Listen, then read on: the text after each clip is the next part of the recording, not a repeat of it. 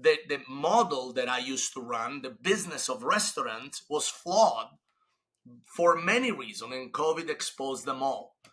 The scarcity of labor, the scarcity of supply chain, the high cost of maintenance. God forbid you're shut down for a month. We were shut down for a year and a half, right? So I saw how fragile was the restaurant ecosystem, and I had to come up with an idea.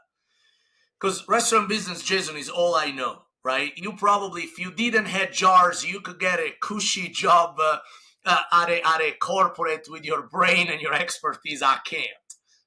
Business of restaurant, it's all I know. So I had to find solution in the business, and the solution was JARS, a business that required very little capital to initiate it and maintain it. A business that required no cooking, minimal, if any at all. And because of that, it doesn't require any expertise.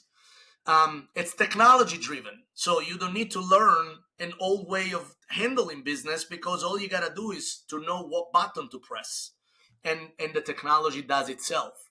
I had a complete lack of support through COVID with some of the business partners we had that just disappeared.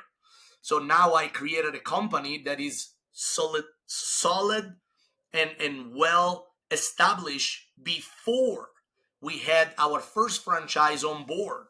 That's why, although challenges, of course, always present, because it's a new concept for everybody, even for us, it's a concept that has been built by people that have built this type of concept for a long time. Cost of build out, very little. So for me, I created JARS with, in the back of my head, what if something crazy like COVID happened again? What if I can't find labor? What if all of a sudden supply chain is disrupted?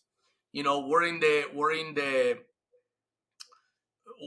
are in a very challenging business as is. So for JARS, I took the top 20 opportunity we had for the business to get screwed up, and I marked it off once by once. Now, of course, success is not guaranteed all the time. And even with JARS, there are challenges, but those challenges are much, much easier to tackle and overcome than your traditional QSR franchise in the food business or your traditional restaurant. I tell everybody, Jason, you get me one QSR business model, I don't care who they are, established or upcoming, that has an easier way to go about it, and it's easier than JARS to understand and operate, and I drop JARS and I'm going to become a franchisee of the other one, because that concept doesn't exist. There is a lot of concepts that are more successful than JARS yet, but none of them is easier to operate and get into it from a franchisee perspective. And that I am sure.